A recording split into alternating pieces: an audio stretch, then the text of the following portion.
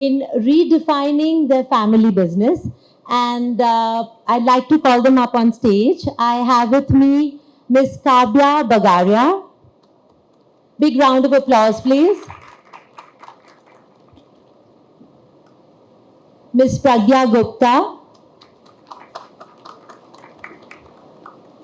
And I have, last but not the least, Akanksha Dada Agarwal.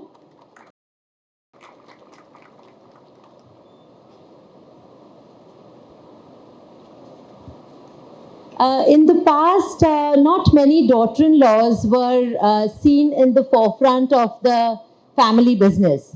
I mean, in the jewelry business, we would see them in jewelry shops, we would see them in offices, but without any formal designation, without any recognition or compensation. And, they were happy being in the background, being anonymous. But as Bob Dylan rightly said, times they are a changing. Today we have clearly defined roles and responsibilities which are helping in integrating daughter-in-laws into the business structure. And encouraging daughter-in-laws, I think, is very important. It represents a shift in mindset. It reflects broader changes in societal attitudes towards gender roles as well as family business dynamics. So in this panel discussion, we hope to shed light on how a family jewelry business can not only benefit from the unique contributions of daughter-in-laws, but also ensure long-term business growth and sustainability. So without further ado, let's kickstart this session. And I'd like to first start by introducing my wonderful panelists, not in any particular order. We'll start with Kavya, closest to me here. So Kavya is a dynamic and a visionary leader in the jewelry industry. She's a director at Sunita Jewels Private Limited, and this particular company is very well known in jewelry manufacturing in India. They are known for their impeccable craftsmanship and innovative designs. But Kavya is also the creative force behind her own retail jewelry brand called Tridha by Kavya. And this particular brand, Kavya, offers, according to what I spoke with her, they offer exquisite collections which cater to modern tastes but keeping traditional aesthetics in mind. And Kavya started her foray into the jewelry industry after marriage. She joined Sunita Jewels, a firm started by her mother-in-law. So women empowerment in the family. She basically quickly grasped all the intricacies of the business. She developed a passion, she told me, for jewelry design and manufacturing. And I think this deep understanding of the craft, as well as that keen sense, the business acumen, that helped her to expand Sunita Jewels' footprint and enhance the company's trust for the company's reputation for quality and trust. Mother-in-law must have been very happy. Okay. Now, also, I think her distinctive designs and very meticulous attention to detail, you all must see her products, that has made Tridha a favorite among discerning customers. Now, her entrepreneurial spirit does not get limited to jewelry. She has also made significant strides in the entertainment industry. I think it's under the banner Anika Productions, yes. And so, ladies and gentlemen, I very proudly present to you a multi-talented woman entrepreneur, Kavya Bagaria. Big round of applause for her, please. Moving on, I'd like to say that daughter-in-laws bring a very fresh perspective and innovative designs which help in the growth of the business and modernization. Also, especially, I think, in the retail jewelry setup. So our next panelist, Pragya Gupta, is one such lady, very, very young. She started her journey at Mangatrai Jewels in Jubilee Hills. This is again post-marriage. And she basically learned all the finer nuances of the business, especially the retail sales. And her forte is her knowledge of digital media and social media and digital marketing. So she has played a very significant role in leveraging social media and digital marketing strategies to reach a wider audience, to engage customers online, and to build a very strong digital presence for her company, Mangatrai Jewels. Now, a mother of two, she does an exemplary job of balancing work and family life with aplomb. And she's a shining example of how a daughter in law can not only be an invaluable asset at home, but also in the family business. And Pragya was telling me that everything about jewelry excites her. She's passionate about intricate designs, about each story that the pieces tell. And she takes inspiration from everything, whether it's a vintage heirloom piece or whether it's a modern statement piece. She finds beauty and inspiration in all kinds of jewelry. So I'm very happy to have Pragya on this panel. Welcome, Pragya. A big round of applause for her too. And last, but like I said, definitely not the least, we have Akanksha Dara Agarwal. Now, she is a chartered accountant and an exemplary figure in our gem and jewelry industry. And she's always known for her stellar achievements and for her transformative contribution to the in-laws family jewelry business, which is Chhaganlal Fine Jewelry. If I talk about her educational qualifications, you will be stupefied. I was.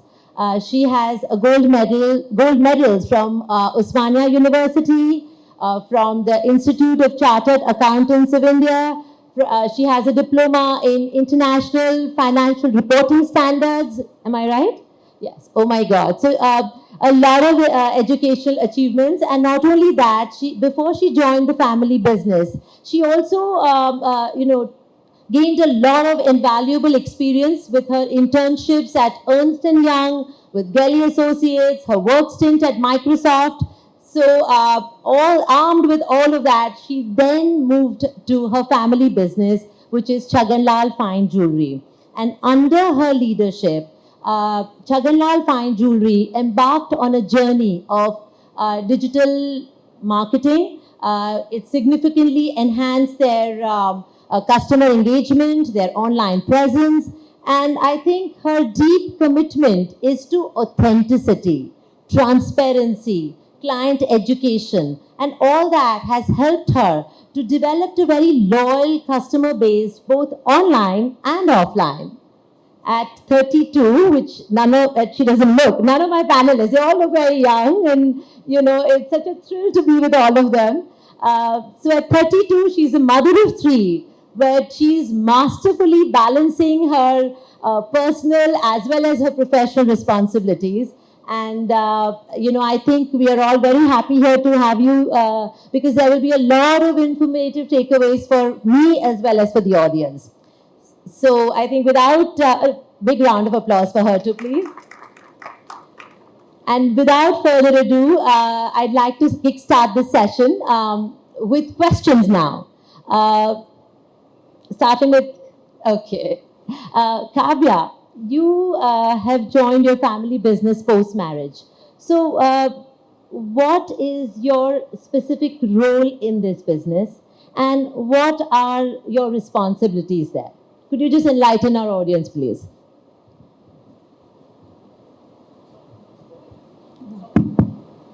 Yeah, hi. I think good afternoon, everyone.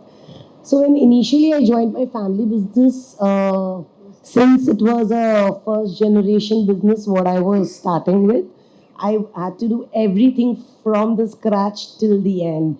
Let it be design development, client relations, let it be hiring and inventory management, in fact, everything. And I'm grateful today that I got an exposure from such a scratch because it really does make a difference.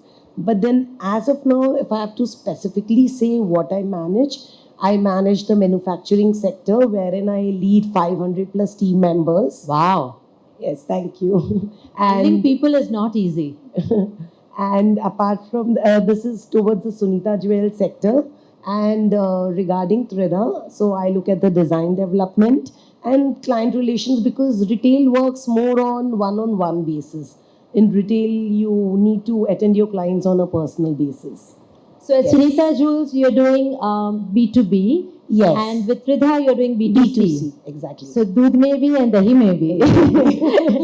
No, but I'm sure it takes a lot of work, and handling karigars is it's a very, you have to keep a very delicate balance because they're very skilled, but at the same time there are different temperaments. You have to handle them very tactfully and get the work done so the company as well as the karigar benefit. Yes, and most So of the amazing. karigars are usually Bengali, so Yes. I feel they are as good as Mishti Doi. They're Yes. indeed sweet. Which is good. I'm glad. In fact, yesterday at the award ceremony, I was so happy to see that Infoma Markets and HGA have basically given awards to artisans because they are the ones because of whom we are in this Right. business. We benefit because of them. So it was really nice to see them being honored and to see people like you who are actually appreciating the The karigars. karigars, Yes. yes.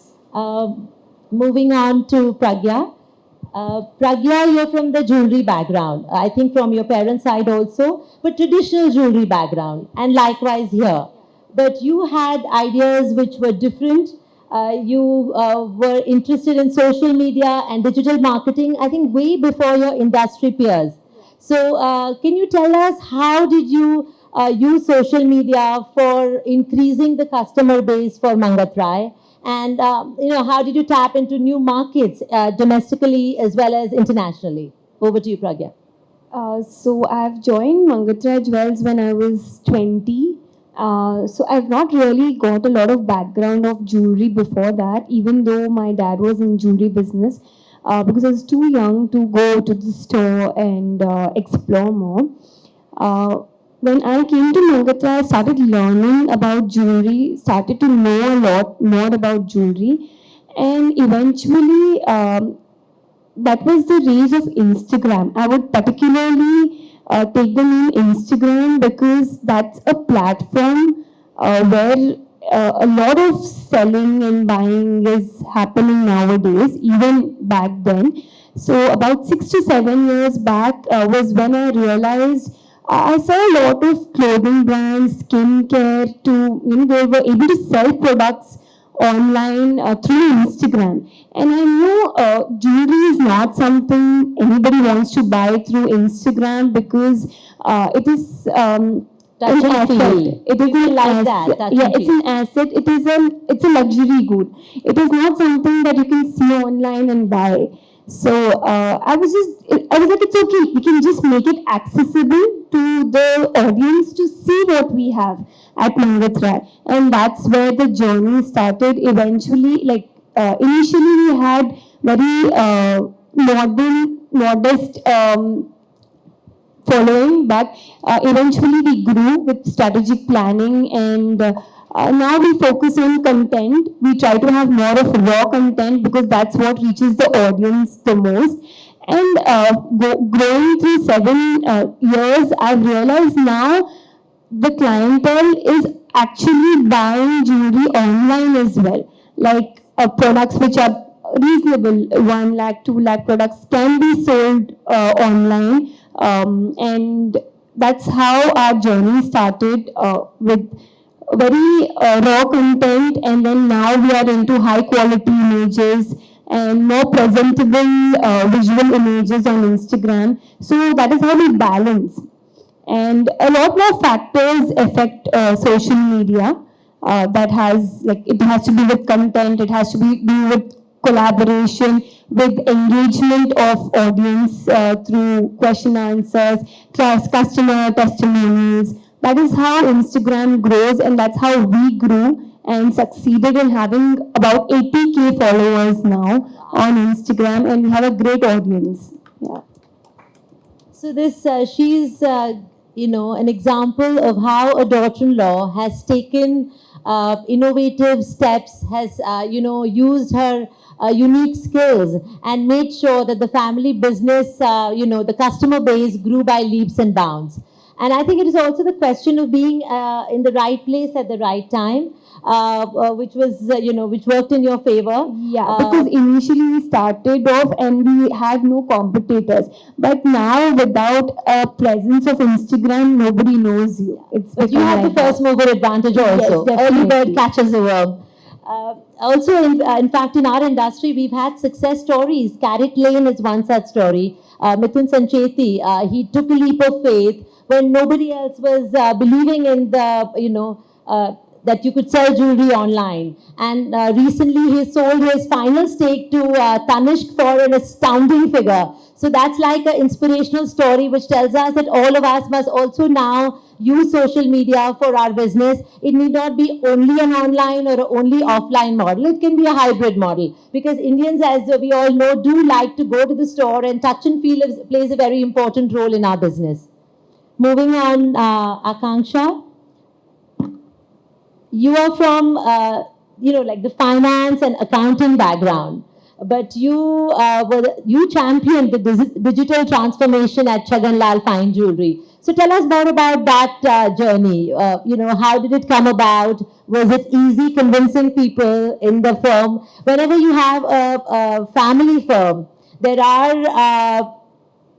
are privileges, of course, but I'm sure there are certain challenges that we face. So tell us, was it easy getting this transformation, or were there hiccups along the way? So, first of all, good afternoon, everybody. A very nice question, Hetal. But as you said in the beginning, every girl, every daughter-in-law comes with a very fresh perspective. And to allow that fresh perspective into a traditional 100-year-old business is definitely a challenge for the business owners, for everybody, I think. For me, it was a bit of a privilege also because I was always working. I was working full time with Microsoft after I got married. I was a chartered accountant. I completed my accountancy only after I got married. I wrote my final exam after I got married. So it was already ingrained that I'm going to work invariably because I put in that effort in my education and I was always career oriented. But yes, it wasn't always ingrained that I joined a family business. First, I wanted to start off with doing some financial oversight in the business. That's when I realized that traditional jewelry owners don't like anybody interfering in their financial accountancy practices. So then I put a lot of data analysis and I understood that if I want to do something in our business, then where do I get into it? That's when I realized that the modern day market really wants a lot of digital marketing. You call it e-commerce, you call it other online platforms like YouTube or LinkedIn. So I started off with that when COVID hit. I did my diamond reading course. Thanks to my family, they encouraged me to do a course after having 3 children. Thanks to the support system, and that's how the journey began. Of course, it wasn't easy because earlier I started with financial side of it, which was not really accepted. As everybody knows, you want your bookkeeping the way you want it. You would never want anybody to interfere with your bookkeeping. So yeah. But it's interesting that your family was progressive enough to want you to be involved in some career to begin with. They let you do what you wanted to do, and then that helped. I'm sure that experience helped you in some form or the other when you joined the family business. So yes, but like you said, there are challenges, and all jewelers like to keep their hisab kitab the way they have been keeping. So making inroads there is definitely a challenge. But you actually found your way through another channel, and I think that worked very well. The bottom line is that the company benefits. I'd like to add on something here is that now it's not just your offline store. I feel that the online presence is like a store. It's not like you're having an offline store at so and so address. if your online presence is it also matters as much. So I feel that we have two branches. My third branch is my social media platform. So yeah. No, I agree. Yesterday we had a panel discussion on, and we were discussing, there I was a panelist, and we were discussing the modern generation, the Gen Z and the millennials and their mindsets. And they do not always like to go to a store. They like to do their research online. They like to be involved with the company online. So, social media plays a very important role. And I have children who are 23 and 20, and I know that first they need to know why they're going to a store. And attention span is also very low, or, they want new things all the time. So I think social media will play a very important role in the future. And like you said, rightly, that is your third store. Okay, moving on. Pragya, what are the attributes that a daughter-in-law must possess to positively contribute to the family business? So according to me, I feel they are both professional attributes. When it comes to being a daughter-in-law, you have professional attributes as well as personal relationships. Agree. So in your personal relationship, when you're maintaining being a daughter-in-law and working in the same firm as your in-laws, your husband, you need to have that respect and understanding. You need to have in professional life, you need to have the work ethic, commitment, and the business acumen, that you need to have knowledge about the business, how it operates, inventory management, digital marketing. Sorry to interrupt you, but basically, it's not like you're good in your work. If you're working for somebody, then it's, you're reporting to only your work boss. But here you are not only reporting to your superiors, but those superiors are family members. Yeah. So maintaining that family dynamics and, not upsetting the apple cart, at the same time doing what you believe is good for the business, that is It's more not about, easy. yeah, just to, like, we at Mangatra, we are in this business since 1905. Oh, wow. So What a taking legacy. ahead the legacy, it definitely carries the weightage, and you definitely have made that client base in so many years. So they look forward to that name, where you come from, the knowledge you have, and are you able to take it ahead. That is what matters the most. Sure. Akanksha, your take on this?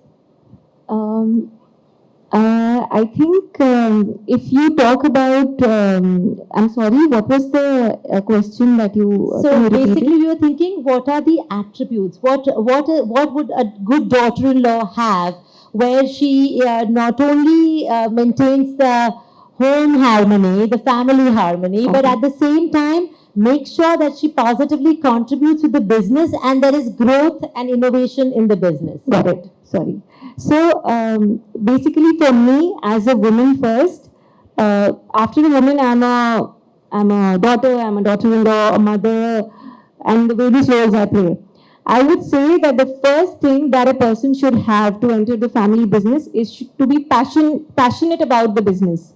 Unless you're passionate about the business that your in-laws are into, you would not be able to make the difference. You would not be able to do your best. So the first thing is tapping that passionate feeling, or tapping that passionate attribute. Second, I would say communication. Communication is a very important part of managing family dynamics, managing work ethic, managing personal, professional life. Apart from this, I would also say that keeping your personal and your professional life completely, specifically in a family owned business, it's very important for you to have your personal and professional life segregated, because there are more than one ways where the personal and professional lives are going to integrate. Because you are working with your husband, you are with him at home, you're working with your father-in-law, he's in the business, he's at home also. Okay, So, sorry to interrupt you. Integrate is good. Has it ever been that it has collided? I mean, I don't mean in thought processes. We all are different. We have different thinking processes. Yeah. So, has there ever been a time where it has not been on the same page? Absolutely, absolutely. You get a fresh perspective. You get a new lease of life into a business which is more than 100 years old. You would not be welcomed with open hands to be like, please come and do what you like. They would say that we are a age old business. We would not want any kind of change. We are happy where we are. And I think that's not only for daughter-in-laws, that also if it's a father and son in the business. We've had panel discussions, I have moderated on that. And there again, the family dynamics comes into play. And you have to put across your ideas, convince, but do it in a way whereby it does not disrupt the family harmony. Right? Anything you'd like to add on this, Kavya? So, if I have to add something more to this attributes, I think flexibility plays a very major role, not within the family, but also professionally. Because you come across, you meet 50, 100 people. Your idea and that person's idea, you might see something as black, the other person might see something as white.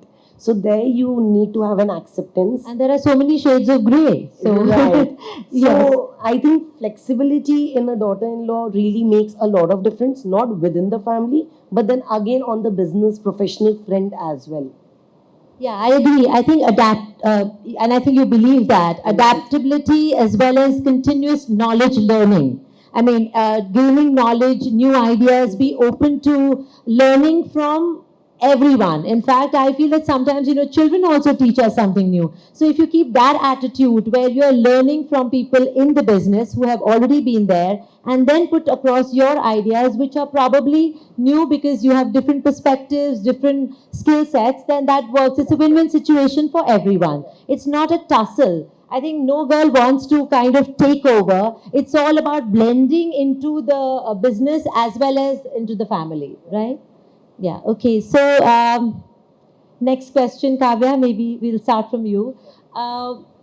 What can be done in the business? Since all of you all are into your family business with in-laws, what can be done for a daughter-in-law to feel valued, to feel like she's part of the business setup?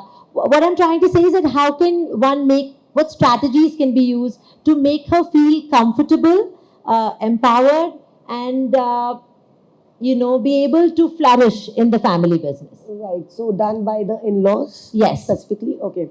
So first I feel a role definition plays a major role. Like if you give a particular department to her and you say, okay, might be you can work on this. You can, keep your own challenges to this. You can lead your team. So she'll have enough space to work around it. Now, secondly, if I have to think is might So be she's saying that you're saying that clear definition of roles Yes. and responsibilities. Yes. सब हमारा है, हम सब साथ में करेंगे. Sometimes that will lead to ego clashes yes, also. and might be to start with. She Yes. can be given a particular department Yes. to herself, wherein she can experiment, she can fall and then rise again. So responsibility as well as accountability. Both. Yes. Okay. And then apart from that, I feel might be she can be provided with a good team support Yes. because that will help her maintain her professional as well as a family life. To get back to her family because she cannot be overburdened with her work and realize she has no space for the family because there again the entire orientation falls. Yes. True. Yes. Agreed. Anybody else would like to add to this? I think one of the most important point is appreciation and recognition of what your daughter-in-law is giving into because we have learned now, like I have learned from them. So I am trying to grow our business together. So I feel the appreciation, like recognition, maybe a reward. I always keep asking my husband, give me some commission for what I'm doing. So yeah, I think appreciation and recognition is. No, I definitely totally important. agree. Appreciation works at every level. It's the greatest motivator. If a child does something well and we say, Shabash, bahut acha kiya, naturally, the chest is stolen, and you're like, okay, I've done something. The same way, if a daughter-in-law is given that appreciation that she's doing good work, she's contributing positively, then that gives her that push to do better and more, right? Anything else? I think I completely agree with Kavya and Pragya, but if I would like to add something, it would be a very well. Have you been always involved in important decision making in the company? What I mean to say is that I find there are a lot of women working in the family business, but not all of them are included in the decision making. Execution, yes, but not in decision making.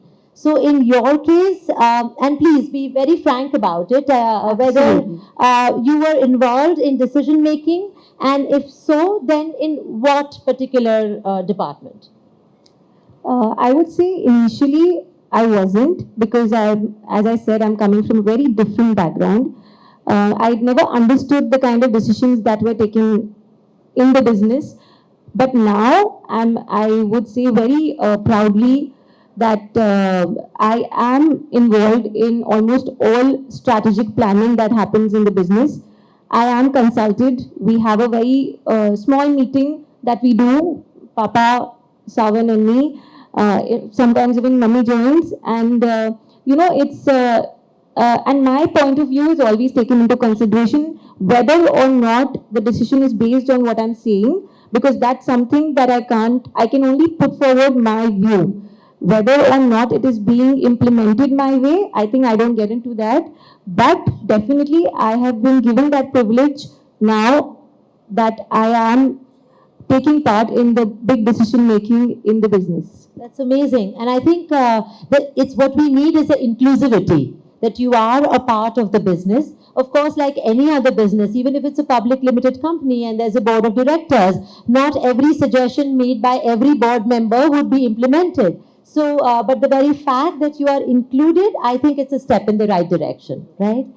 What about you, Kavya? So in this case, I think I would consider myself lucky coming from a woman empowered, family, and then being this, Yes, these her being- mother-in-law is the one who started the business. Exactly. So naturally. Yes, so there was some acceptance. There was definitely an acceptance for a woman working in the family. But then again, when it comes from someone, you still need to do it in a very tender and sensitive way, provided you don't be perceived as a threat to your elders. So you need to take it very smoothly, smartly to make your own place. So I totally agree that tact is important. You need to, like she said, put across the point without, them feeling disrespected or overlooked. If you take that into account and then put across a new point, and if you're given that leeway to try it, and more importantly, I have seen in family businesses, once you prove yourself and that translates into profits for the business, then the next time it gets much easier. Am I right? So for the successor to take the throne, it requires a lot of Chanakya Niti. You need Yeah, to and I take think the numbers speak. Don't you agree, Kavya and Yes, Pragya? yes. The numbers speak for itself. Nothing succeeds like success. Pragya, anything you want to add to this? Yeah, I think my answer is similar to Akansha's. I just want to add one thing in it is that I prefer to be like, usually I'm included in decisions when it is my field. Like I am particularly good at creatives in my like for example social media, anything related to creative brand image is what I specialize in, and I prefer to be included in decision making for that. In a jewelry business you have a lot of places where decision making needs to be taken. Like accounts is not my department and I have no knowledge about it, so I prefer to stay away from it, and I'm usually included in decisions which I'm good at.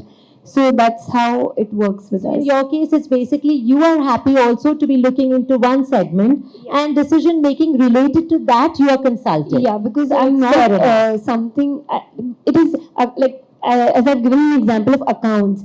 It is something that I have no knowledge about, and I feel I'm not very comfortable to put in my opinion on it because I know it will not be considered at the end of the day. So I prefer to be in the space where I am specializing, and I put forward such a good point that they agree to it, and the decision comes in my favor automatically.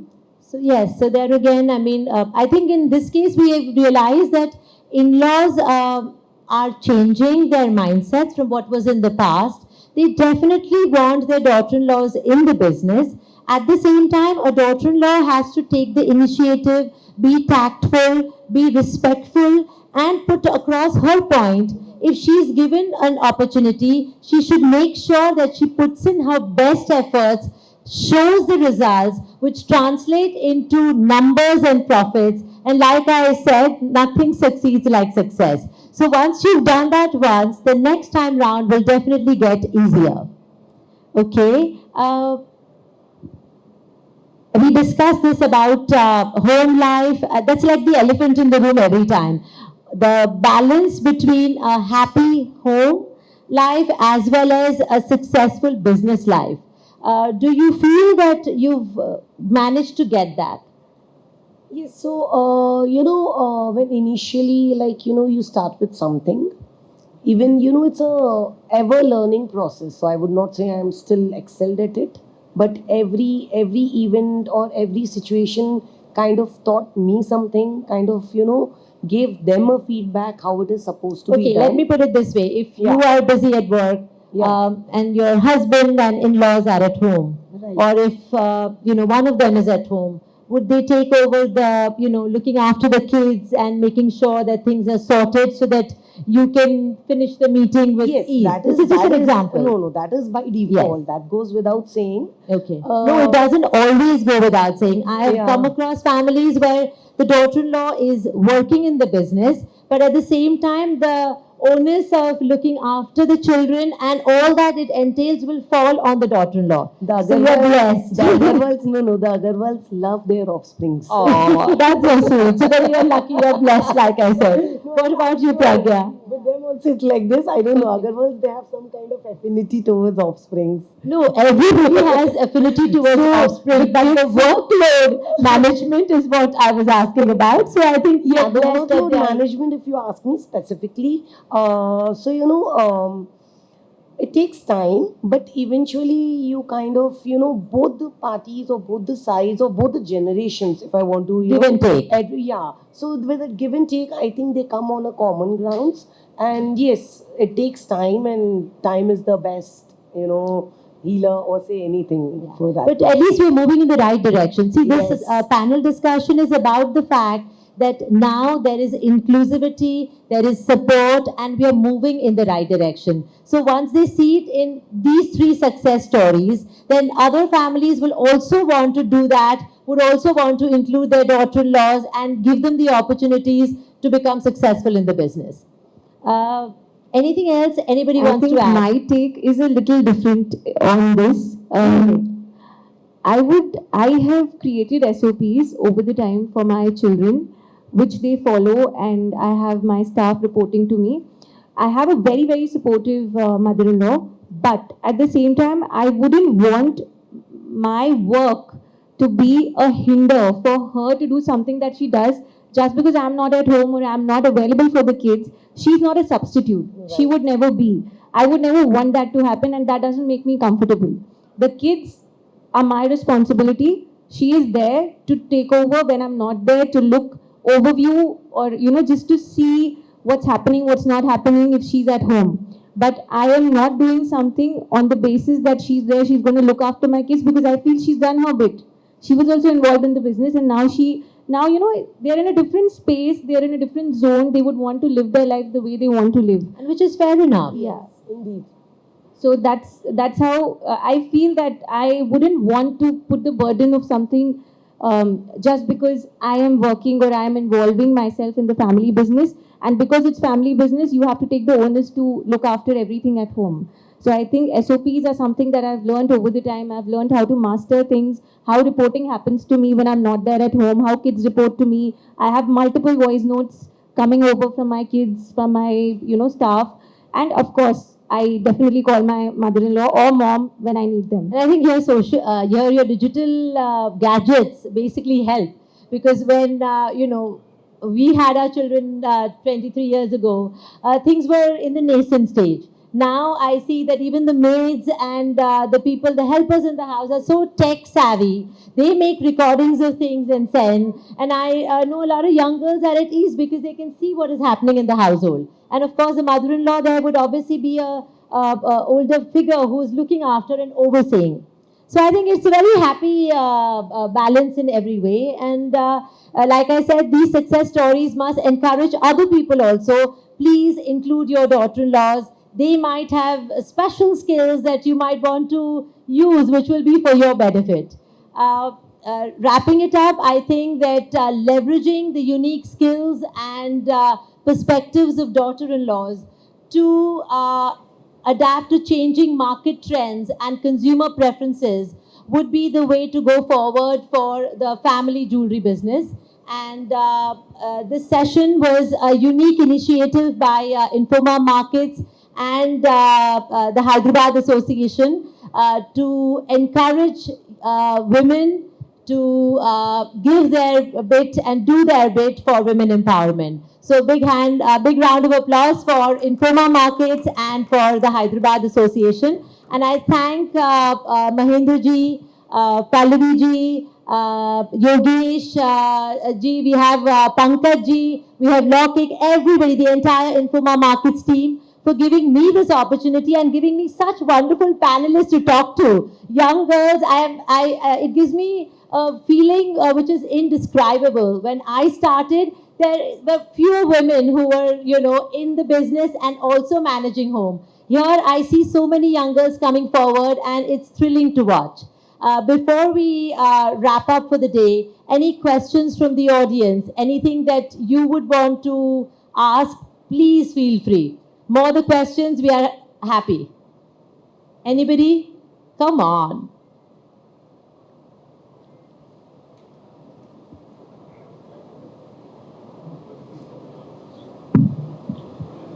It was a very good panel, and the questions and the answers super. Now, just since you have made a mark, you have got on and you've moved on.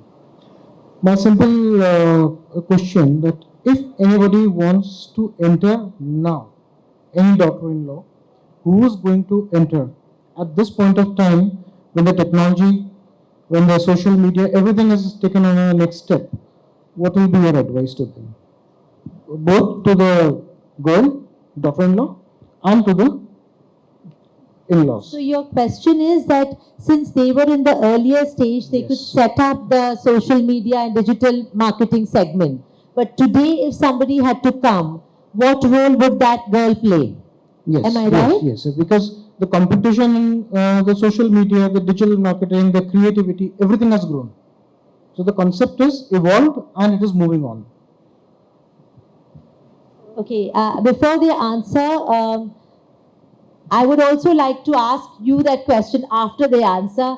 What if it was a boy, a son who was entering the business with a ready business, with social media and digital marketing in place? What would he do? So the same thing I think can apply for the daughter-in-law also. This question only for a daughter-in-law or only for a daughter? Okay. If I put in the perspective of a son who is entering the business, it will be very easy for him to put his view, get it across, get it approved, and take a risk also. When it comes to daughter-in-law, there might be some shifts. So my question in that direction. Okay, there again, I will let them answer, and your question is relevant because there is wo jhichak thodi hoti hai, because you are from a different background. You are not familiar with the people to the same extent. You haven't grown with them. So that definitely will pose that little bit of hesitation and challenges that come with it. But having said that, a few months ago, we had the Diamond Bourse Week in Mumbai, where I was moderating a panel discussion where we had the sons also in the panel. And you would be surprised at how it is not as easy for them also. We would expect, and so would I, that a son is there, known all the life, they would come, take over, they will give ideas, they are accepted. No. The generation before, which has set it up, खून पसीने से उसको setup किया है, अगर कोई भी आता है, अपना बच्चा हो या बाहर का हो, अगर ये आके बताए कि आपने ये कहा मैं उससे बेटर करूंगा, तो वो एक्सेप्ट करने में, even if it is genuinely adding, I fully agree with that. झिझक will be there, झिझक रहेगी. those, and sometimes even more because it is a father and son. Sometimes the same gender also leads to a lot of different challenges. But having said that, it's a very relevant question because daughter-in-laws come from a different background. Would you like to answer that? With the question, I'd like to say that the panel discussion has hit the right strings. So I'm glad about that. The second, my opinion would be that a daughter-in-law, this is my personal experience, that when there is something that is coming outside the business or there's something, some innovative decision, innovative change that I'm going to talk about my own experience. I think it was easier for me to communicate, as you said.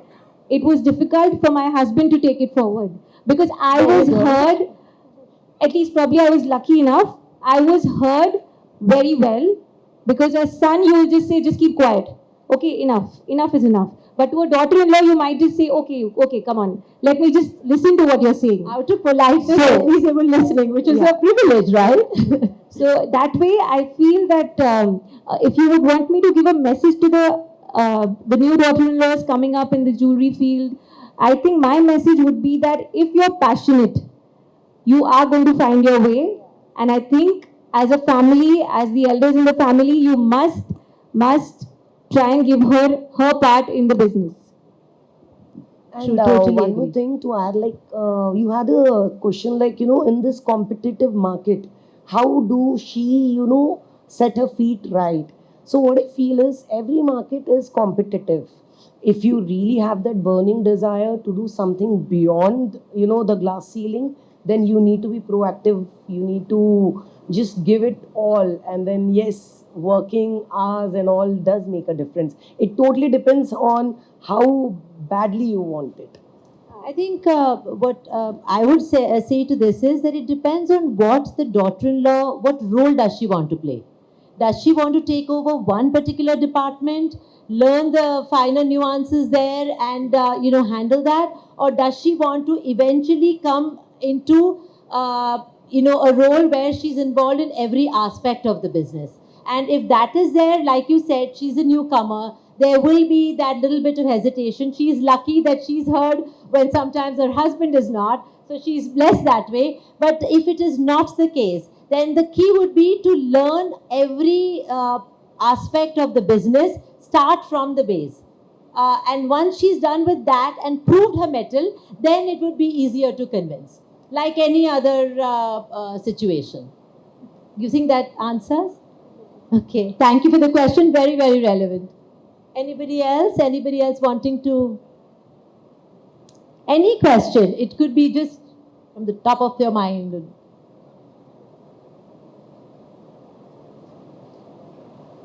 Please, mic for her.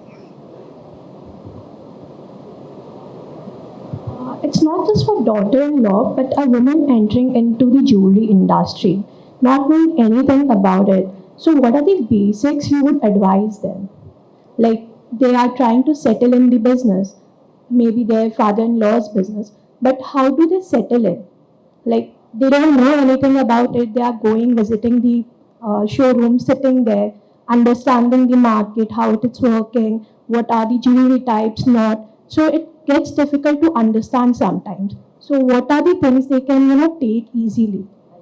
So here my panelists, especially all of them, most of them have, when they came into the business, From correct the me- jewelry yeah, they background, were not yes. from the jewelry background, and all of them have obtained training. So some of them have done design, and some have done design with manufacturing. Some of them have done retail sales. So they can guide you better. But I would say, since I am from education, I have been like teaching for so many years and educating that a basic knowledge in any new field, whether it's jewelry or otherwise, is mandatory. Like if you're coming into this business, they might have gone to the offices first, but then she realized that she needed to learn diamond grading. Not that she will sit and grade diamonds 9 to 5, but she should know what a VVS stands for. She should know what an SI stands for. So when the customer comes, she's able to give replies in the right way. Because ma'am, like today we have customers who are so well read.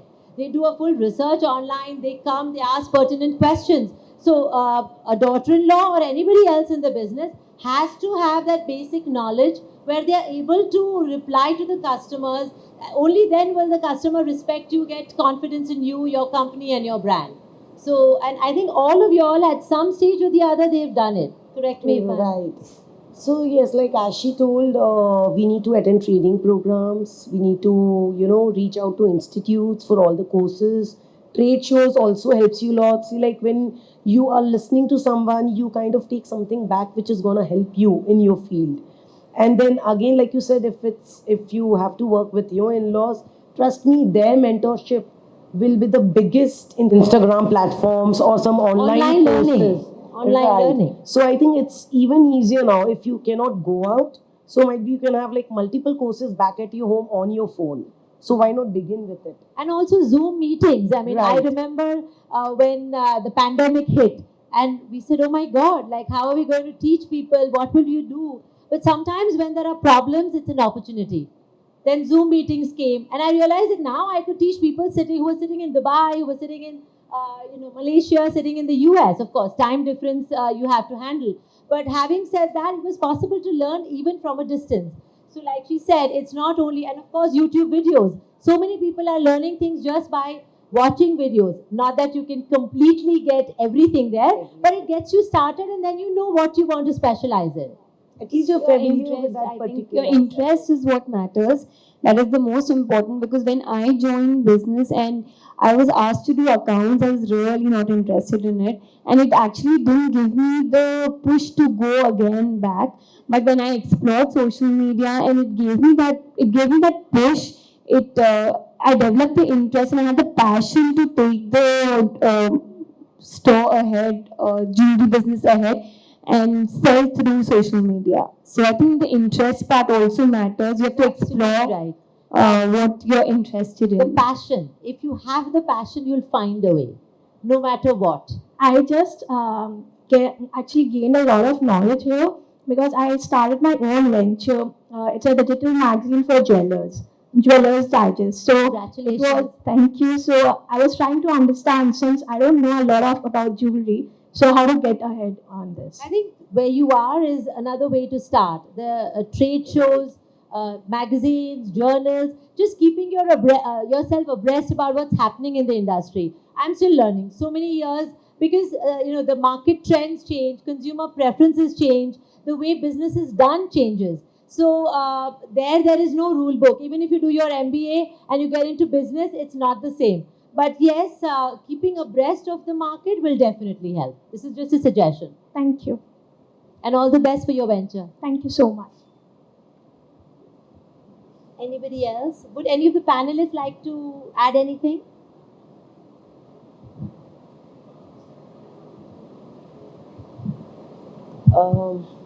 So I mean, I don't know, but then I feel everybody. I think you wanted to ask. Please, you can go ahead. Good afternoon. I think, as far as I know, two of you are into digital marketing and you are into manufacturing in your firm. What do you see next level? As I have seen your digital marketing and this thing where you are helping your firms today, your companies. What do you see next level? How do you expect to grow more? And what is the next technology you are expecting? I think AI is the only technology, because I recently came through one or two apps. They are mind blowing. I mean, I just had to put the name of my firm and what a basic idea of what my firm is, and I got hundred of logos. I just was looking for brand image, and through brand image, like I just wanted to rebrand my own firm. So I was just going through this. Definitely doesn't have a personalized touch to it, but AI apps are really good to make even Instagram go ahead. I think AI will be used ahead, is what I feel. Like what we were discussing last evening, how do you feel online sales? Because I don't think sales, when I say product with an MRP, do you expect your companies to do that?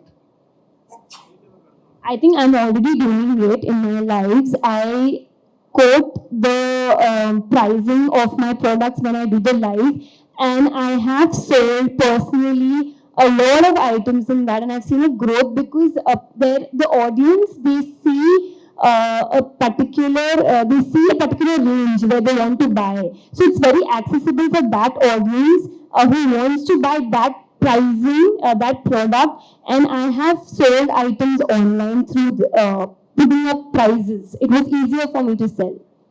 And I feel for online, price range makes a lot of difference. A particular price range can be catered to. But our Yeah. products are not that. Yes. But even in your products, sorry to interrupt, but we've seen cases where people have built up stories around the product. Because see, what happens is that we are selling, sometimes it is us, not the customer. We have spoiled the customer. We are selling jewelry as a commodity. We are saying, diamond itne ka, Rappaport, you look at the price, so much discount. I am giving this, you are giving this. We are telling them gold prices are this, making charges should only be this. Sometimes you are using, you're researching for designs, the karigar is spending extra hours on something, and that adds to the value. Today, if you see, Alia Bhatt went for the Cannes Festival, and she wore a sari. People were talking about how many man hours went into making the sari. Did you hear anybody saying how many meters of kapda or cloth went into it? Or what was the cost of doing the embroidery there? No. The focus was on how it is so special, how it is so unique, how people spend so much time into creating something that was mind-blowing and stunning to look at. So we need to sell jewelry as a luxury. That's a lot of my workshops revolve around that jewelry is a luxury. It is not a commodity. The minute you start doing that, you can sell any piece, sometimes more at a price higher than what you anticipated. You see auctions in Christie's and Sotheby's. Pieces are manufactured by jewelers and sold there. But why are people bidding so much for it? Yes, the rarity factor, the authenticity factor, but also the beauty factor and how different it is and how something that took so much time to create. So if your Insta and other stories revolve around that, creating that whole aura of that piece being so special, I think you will get sometimes prices more than what you had expected, even in the higher segment. Well, to add that, I think these two are specialists in creating story for each pieces. I regularly follow them. That's really nice of you. But to add on to what Hitul has said very rightly, I would say prices are one genre, one thing, but for the customer to understand what the product is, what I feel is the customer is very educated now. Yes. Back in times, I think jeweler was the god. Customer went, bought from the same jeweler, came back. Now you have multiple jewelers. The customer knows better than what you know. So when with my research of about 4 years and reading a lot on jewelry for about 3-4 years, 6 months back, I realized that I need to start making short videos where I could make the customer understand what is a Panjshir emerald, what is a Colombian emerald, what is a Zambian, what is a stone. So when I started doing that, I got to know a lot of customers who came back to me and said, okay, so we bought this and they told us this is this.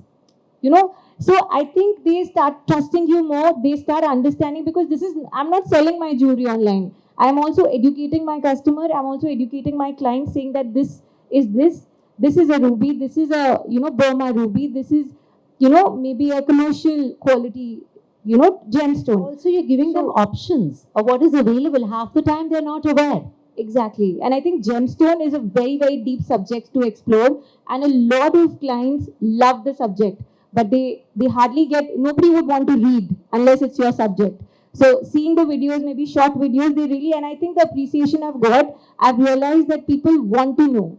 They really, really want to know about what a gemstone is, what is emerald, what is ruby, what is a sapphire. Recently, I got so many, DMs saying that why don't you do something on sapphires? it's something that I never wanted to do. I've never read about it, but because I got so many DMs, I started reading about sapphires, and I got to know that there are so many different sapphires. So I think I'm Multiple educating myself in that process. So yeah, just I wanted to add this. This probably this is where we are going to. The customer is going to be really educated, and we just can't do anything and everything under the sun in front of them.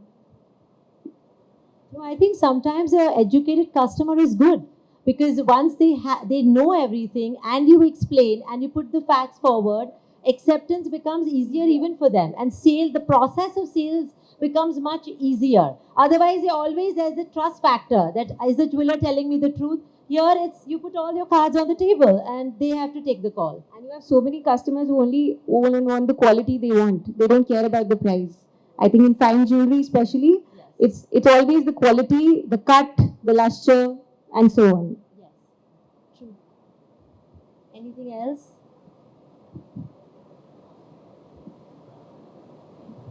Yeah, first of all, thank you so much and very encouraging and inspiring things.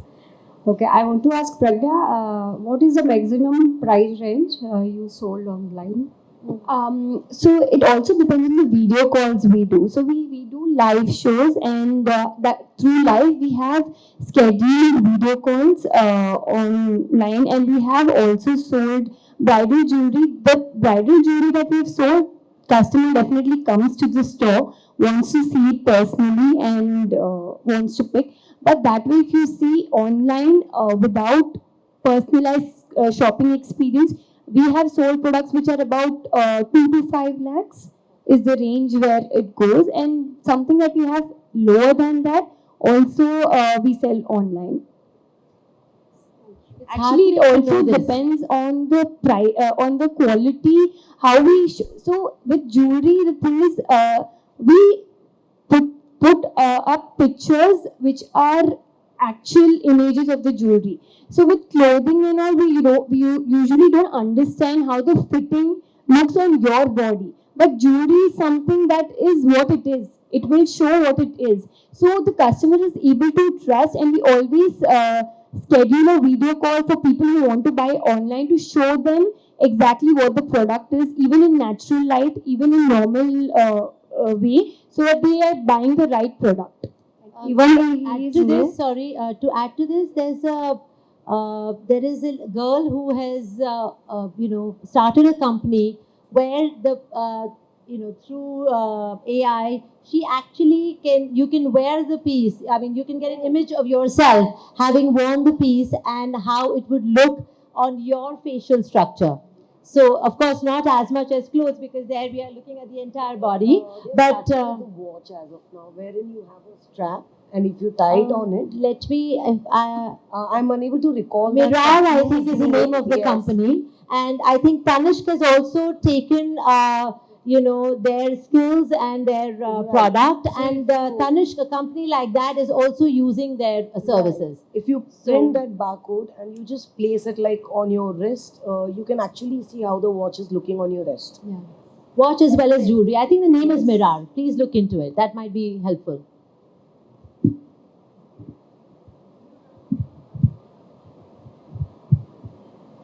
Else, any questions?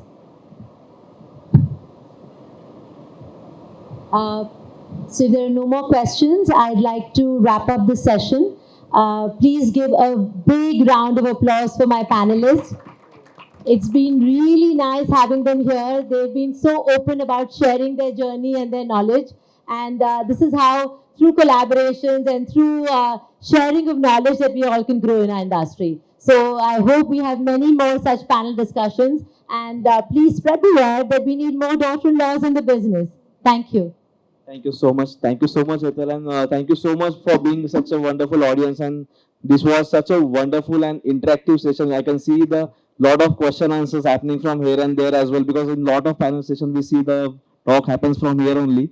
But now it was answer questions from there, and it was lot of learning from you all, that you are managing your two lives basically, and you are handling everything, and it is a lot of learning for us, for the new generation as well, how to balance out each and everything, how to plan it, how to strategically do it.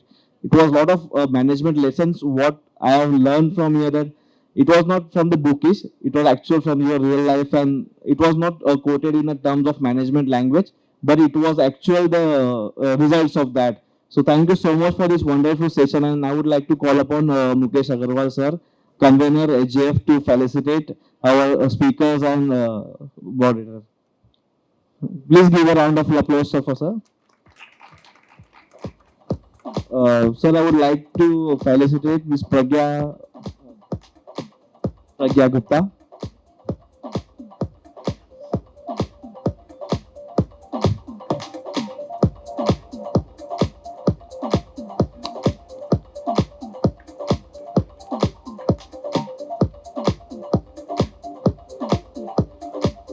Ms. Kavya Bagaria.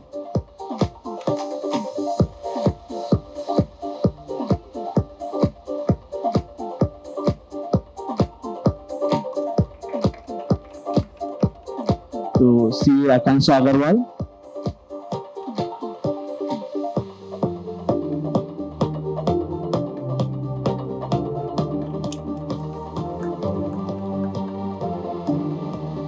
And our beloved moderator, Petal Ma'am, for conducting this wonderful session and joining us.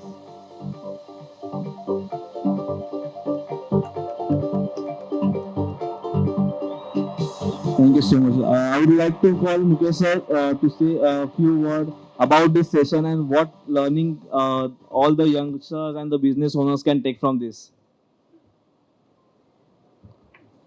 I think even our daughter-in-laws have learned a lot from Hital and expect you to come on this stage very soon, that you can host a panel discussion. And even the audience might have got some knowledge, and they may, as you said, you have a good experience and better for your product. Thank you. A big thank you to Manoj ji for coming here, encouraging us. Mukesh ji, I'm so sorry, my bad. Mukesh ji, yesterday we met, but there was so much happening. For coming here, your questions, your encouragement, all throughout, we are very, very thankful. And a big shout out to this amazing audience. I know it's a working day, but you guys have come here, you've asked so many questions, been so interactive. Thank you so much for coming. I would like to join all for the group picture.